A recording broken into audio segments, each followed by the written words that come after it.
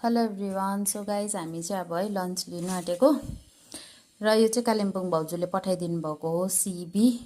घरकै सिबी अरे हो। भाउजूकोमा त बारी छैन, सायद किनेर पठाइदिनु भएको होला, तर घरको चाहिँ घरको। ए आमाले पठाइदिनु भएको अरे। ए र त म त भाउजूको त बारी छैन, घरको सिबी भन्नुहुन्छ नि त हो। अन्त त्यहाँदेखिको यो चाहिँ छुर्पी एकदम अमिलो पारेर बनाएको, यो पनि भाउजूले नै पठाइदिनु भएको हो। र अब चाहिँ खाना खानु आँटेको। क्या डरलाग्दो मुखमा पानी आयो, भोक लाग्यो कस्तो। ऊ त अब यहाँ सुरु नै भयो हो। उसको उसको स्टाइल चाहिँ यहाँ हेर्नुहोस् यी हो, एउटा खुट्टा यस्तो छ अहिले उसको अवस्था। म कस्तो भएको छ भन्दैछु। अब तिमी भन त खाएर। दामी होला नि, भेट्दै दामी देखिरहेछ अब हो।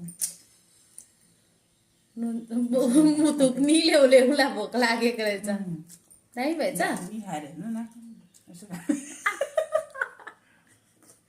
मिठो भएछ। दामी भएछ। दामी अन्त दामी मिठो।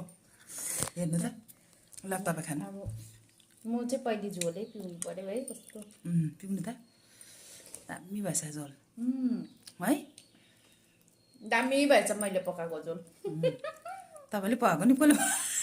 मैले पकाएको झोल हो यो। सिबी चाहिँ उसले पकाएको है, ऋतुले पकाएको सिबी हो। लङ्गडी भए पनि पकाएँ नि मैले भन्नु नि। दामी दामी अर्ग्यानिक। सिलगढीमा बसेर निकै अर्ग्यानिक खानु पाउँछ हो।